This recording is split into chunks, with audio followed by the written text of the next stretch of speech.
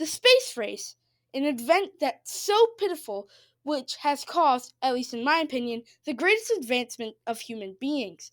And the reason you are able to watch this video was the speed that it possesses. But what actually caused the race? Was it as a few kids trying to beat each other up in a game with huge consequences?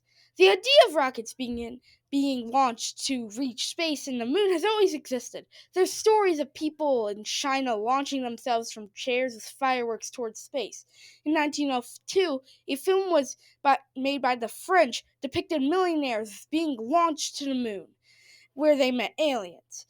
But humans would only accomplish somewhat this task on July 20th, 1944, when a German V 2 rocket, which was made as a ballistic missile, went to space. This would begin the age of space travel. The space race, however, came less from the Nazi rocket and more from the Cold War. The Cold War came from how much, before the Second World War, every Western nation was scared of communism. Europe after the war was split between Western democracies and the Communist East, also known as NATO and the Warsaw Pact. Germany itself was split into 7 occupation zones. 1 for Poland's annexation, 2 for the Soviets, 2 for France, though it would later become 1 for the United Kingdom, and 1 for the US. With Germany being split, the scientists also split into 2 groups, and the rocket know-how went to each side. For the Soviets, the Germans gave the scientist Sergei Kolarov with that help to launch something into space. On October 4th, 1957, Sputnik 1, also known as the Traveler 1, was launched. This would become the first satellite in space and the starting gun to the space race. This began a panic in the US. Not only did the Soviets now have technology to possibly gain data from space, that satellite could maybe become a missile coming towards the United States. Less than a month later, the Soviets would make another great achievement. Sputnik 2 was launched with a very special passenger, Lakia, the dog. This trip would see the effects of life in space, and a launch was on November 3rd. Sadly, even though Lakia had tons of training before, there was only one-way trip for the dog. The Americans quickly tried to make a reaction, starting with the Valgard TV-3, which failed on December 6th on Live TV, though the Americans finally sent Explorer 1 into space. So the achievement was way past the other achievements of the Soviets, so the US needed a way to catch up. The president, Dwight D. Eisenhower, decided to sign in NASA, or the National Aeronautic and Space Act. The next big achievement would come on January 2nd, 1959, when a spacecraft went around the moon by the Soviets, also known as Luna 1. This would be called either an inspiration or a scare. The next year, the Soviets would send Yuri Gagarin to space, and he was able to return. His flight would last an hour and 45 minutes. Though this achievement was not able to stay, as a few months later, Alan Shepard, an American astronaut, also made it to space, though for only 15 minutes. The United States government and people were losing. Every time a nation caught up with the Soviets, they lost. Though the president, JFK, had hope. We choose to go to the moon. We choose to go to the moon.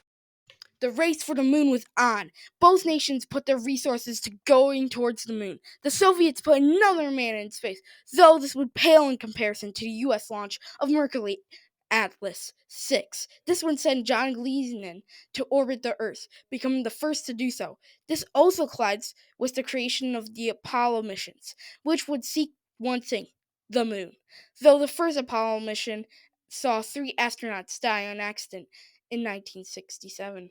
Let's go back to the 1960s. The Cuban Missile Crisis caused a pause in the space race, which allowed for other countries to join the race. The UK had been working on a satellite for quite some time and launched their own in 1962 called Ariel 1. The next year, France launched a cat named Felicity.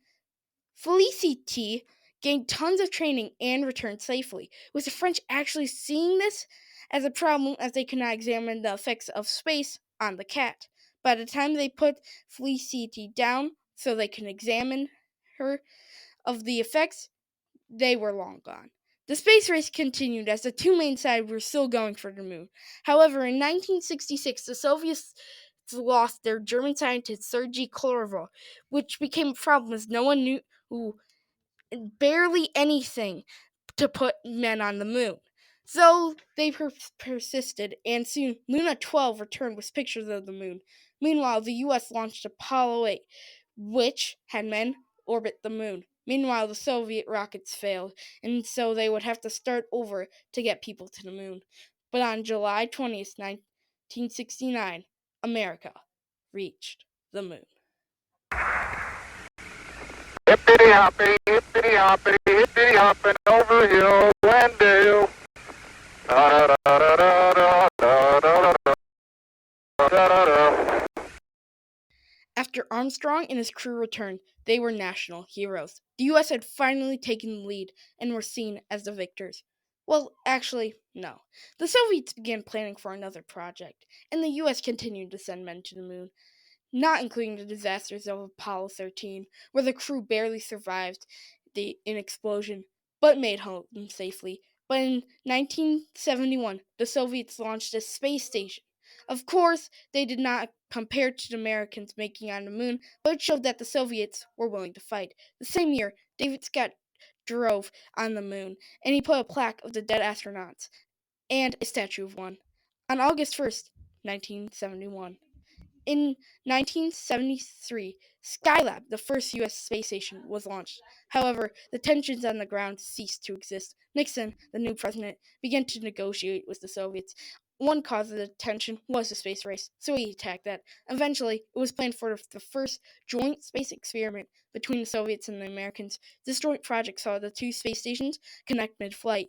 So on July 15th, 1975, the two connected and the astronauts hugged and shook hands, seeing this as the end of the space race. This, however, will not be the end of the idea of the space race or its impact. Today, the satellite can map farming predictions for precipitation or powering your PS5 controller. The connection caused by the joint project was the foundation of the International Space Station, which was finished in 1998. Japan, the USA, Canada, the US, and the Russian Federation, made after the fall of the Soviet Union, are all in the station. China has their own completely independent space program, but since they do not share a lot of their findings and the controversies about the events such as Tiananmen Square incident and the PRC and the RLC problem, they have to stay off the ISS. But some believe a new space race is going to happen. Arminius plans to bring people back to the moon for settlements, and possibly Mars. Independent companies such as SpaceX have popped up, hoping to also go to Mars. India, a nation which has gained independence less than 100 years ago, plans to become the fourth completely independent space nation, which means they are not getting help from other nations or being in a coalition of nations, such as the USA for the latter and Japan and Canada for the former. One thing to add to this is that Japan and Canada only are not independent due to how far they are to the equator, which help launch rockets due to the equator is spinning faster. China and Russia are also planning to make a military base on the moon by 2036, to only add wood to the fire. So new space race can be expected in the coming future. But overall, the space race helped humanity for the better.